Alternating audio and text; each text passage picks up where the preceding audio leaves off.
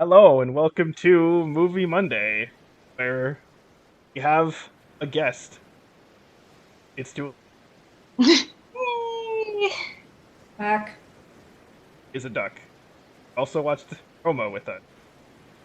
All I know is that it was made by Alfonso Cuarón and that Spanish pressing and won a lot of awards. That's all I knew basically. Oh, and I knew it was in black and white, but that was it. So presume we were all kind of in the same boat, if not even less info. Yeah, Yeah. basically. hmm Yeah. I did learn a couple things that I looked up. The main actress, um, this is the first time her acting she's like ever done anything. Oh, wait, really? Yep. Wow. Wow. You did a And really good job. yeah, and so okay, so in uh for the subtitles, you notice how some of the subtitles they had like brackets around them.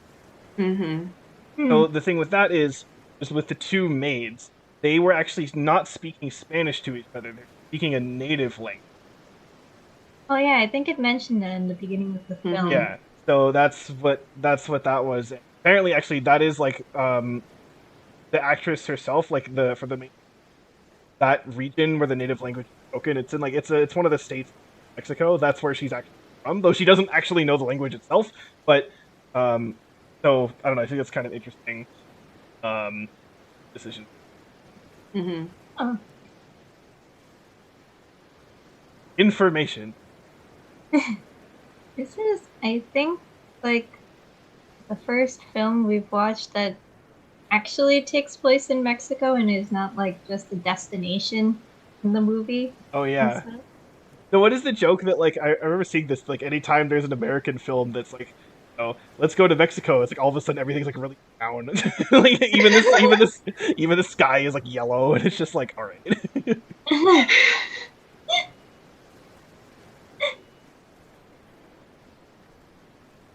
Yeah, I think it's because this is a kind of an odd movie to talk about because it's not your stereotypical. Hmm. It's more of like a snapshot in the lives of these people, which I mean, don't get us wrong. I think we all agree that it's also a really good movie. Yeah. Yes. Yes. Sorry. hmm Yeah, and another thing I looked up, which is that Alfonso Cuarón he describes this movie as a semi-autobiography. And I was like, Oh. wait, what? And so I looked at like at least what I again this is like really basic Wikipedia searching. He was born as like the son of like a doctor in Mexico City with like some brothers. So I Oh, presume the equivalent is one of like the kids, basically, is sort of right. the equivalent for which One I of the think is sons. yeah. So that's kind of interesting. Oh. Huh.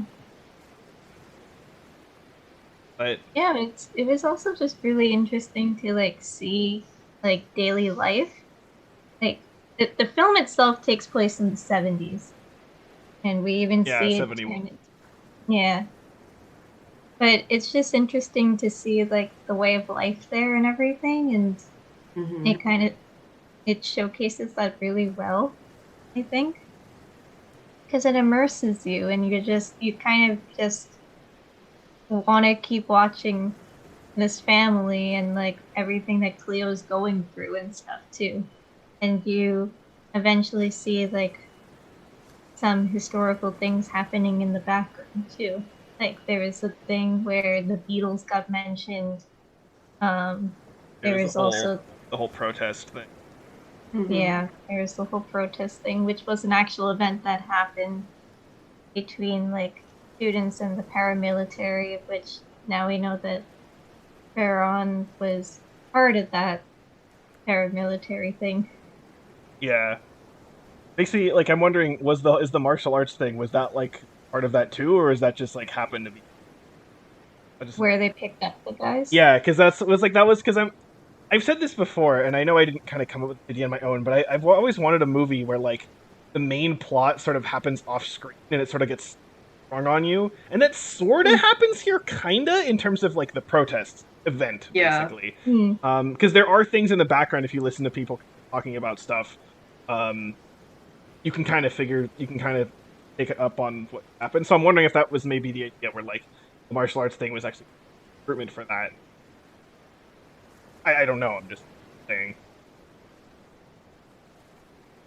Yeah, it's interesting how that's handled. And Airplanes seem to be a motif. Also, oh, sorry. Well, no, you can go. Yeah, because it opens up with that and it ends with that. So I'm kind of wondering what that would. What was the motif? I'm sorry. Airplanes? Because there was like airplanes. Yeah, there was an airplane in the beginning, and then in certain parts of the film, there's like an airplane in the background flying. Yeah. I did notice that. I just can't remember what points they were to say, like what they're supposed to symbolize. Only ones I specifically remember is it's in the water reflection of the very first shot, and then it's in the sky at the very end. Yeah. So there was also, I think, the plane that passed by when the guy did the stand thing at the yeah. That was another one. That one was really close. Yeah. Oh yeah. I don't know. I feel like the planes are kind of meant to sort of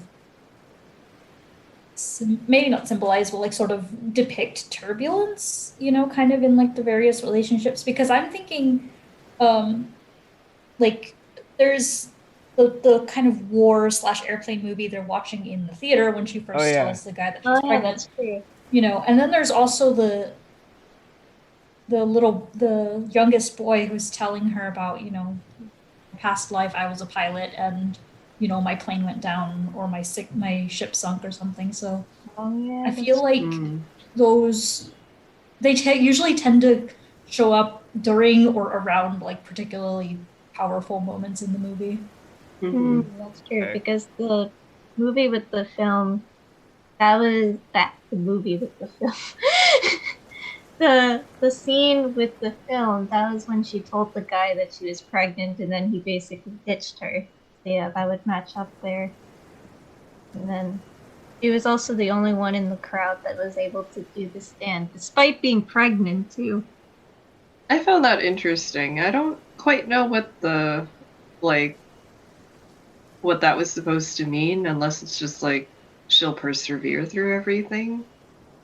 Yeah, I'm going to say this in a way that makes it sound like it's an insult, but I don't mean it that way. This feels like a movie that like you could spend like. This feels like a college movie that you would like show to like, okay, now analyze the film. You know what I mean? Like film students. Yeah. and yeah, I don't know. It's just kind of trying to think about. Yeah, the thing is, like, I agree with you on that. Like, this is definitely a film you could pick apart, but I feel like you could, you know, take something away from it's not trying to be convoluted on purpose, because there are films that they throw a bunch of imagery at you and they're like, okay, now solve this cool, interesting puzzle I threw at you. And this one, it's like, if you really wanted to, you could like dissect every little moment of it. Yeah. But if you don't want to, like, you'd still get something out of the film. Yeah. Again, I was not framing that as a bad.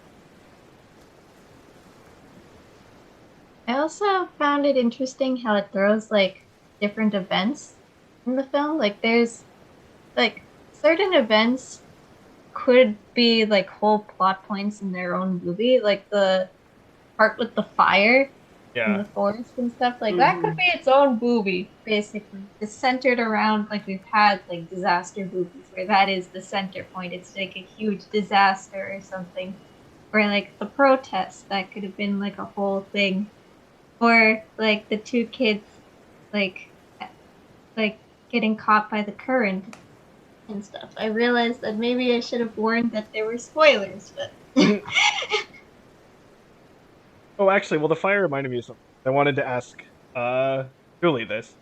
As someone who reckons the Spanish, because there was a guy there who was like kind of singing a song or something, it wasn't subtitled. But did you pick up on that? But I don't think he was singing in Spanish was the thing. Oh, okay. I couldn't tell. Do you think it was one of the native dialects, maybe? I'm assuming that might have been what it was, because I did not catch any Spanish from what the song was. Okay, well, because, I don't know. The only thing I could think of is maybe, like, Latin? But I know I at don't some know. other point while they were there, someone mentioned that someone's son got killed because of the land dispute, so it could be a native language to that area.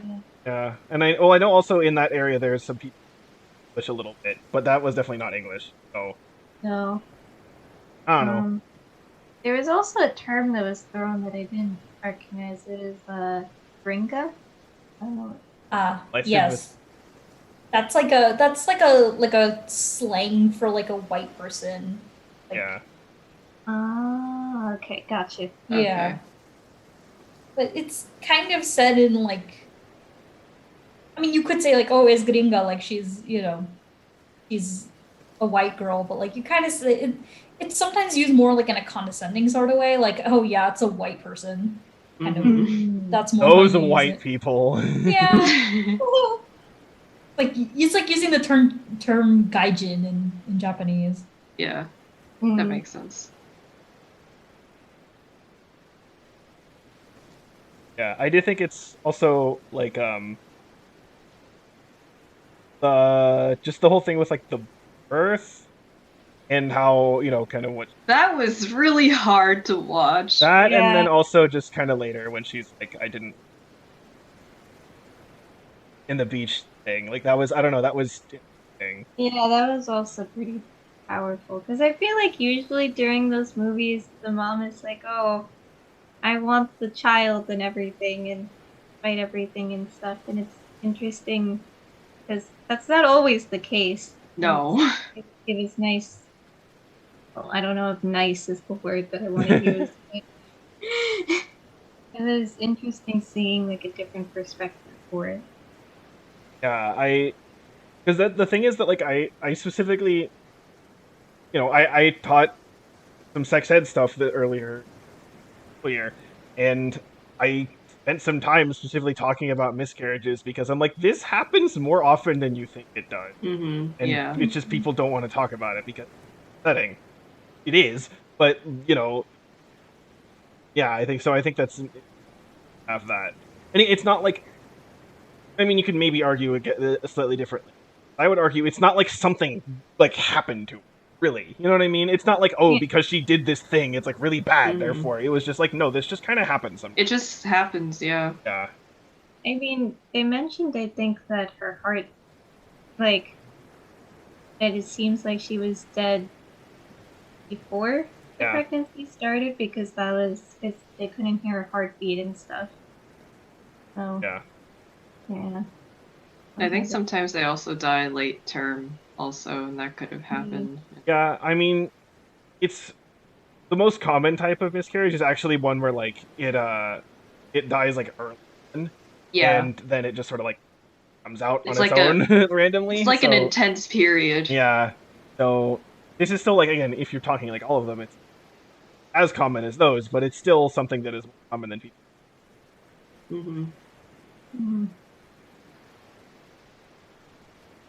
Yeah, that's Computers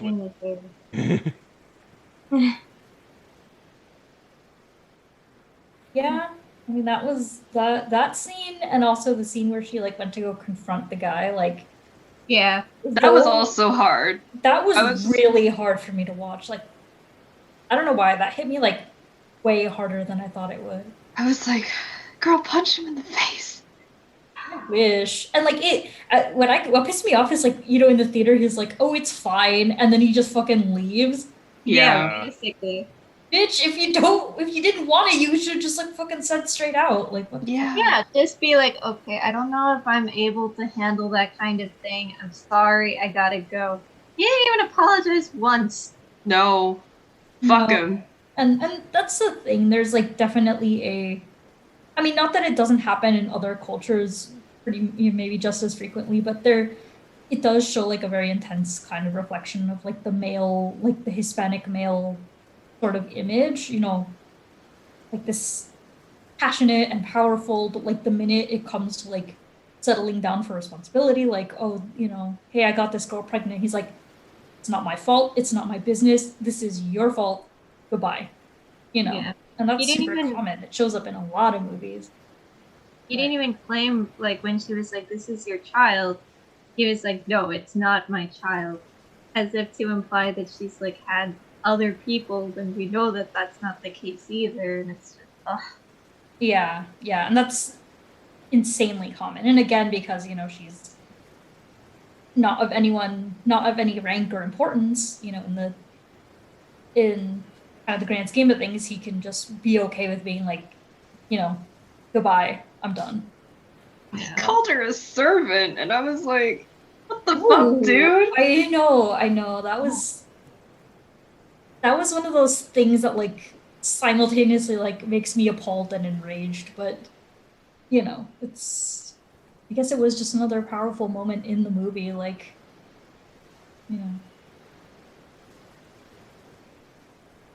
It sucks too, because it's kind of like, so she at least has a job. What is it that you're doing again?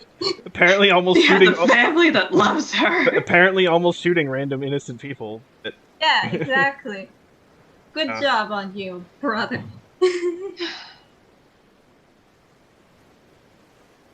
Yeah, I don't know. Like this is a movie where I'm like, I don't know how I feel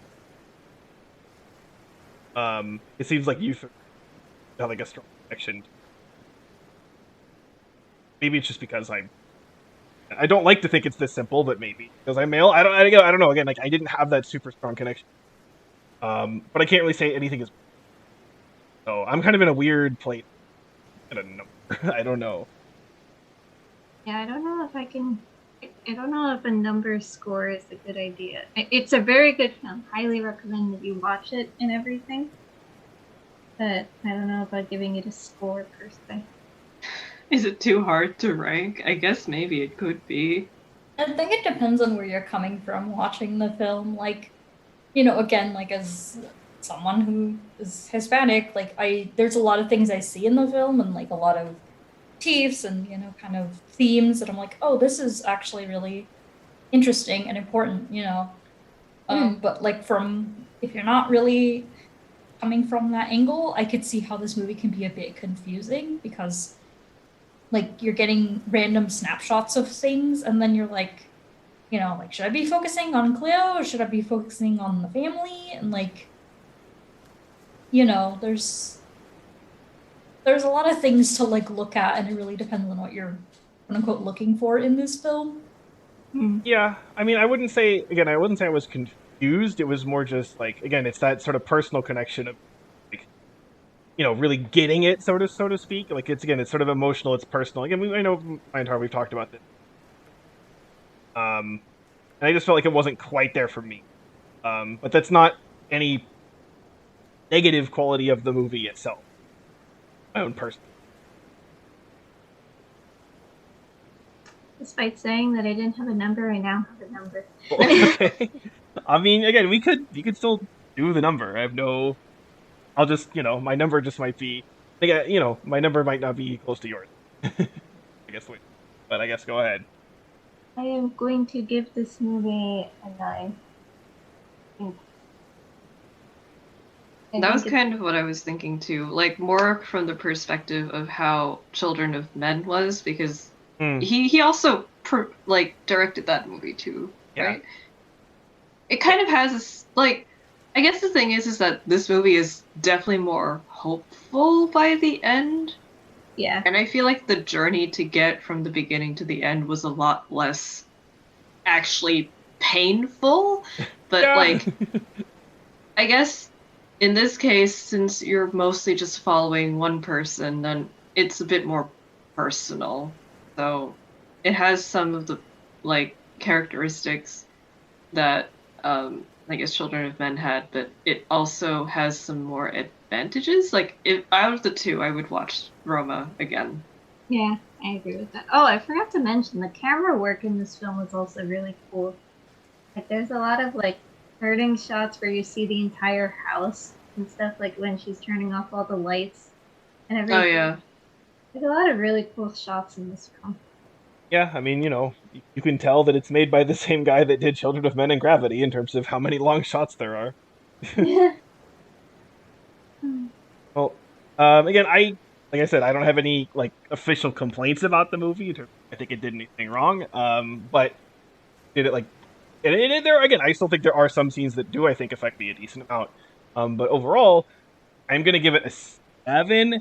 But again, that's not really any. That's not because of any criticism. How I stand myself. Oh, there. It's very.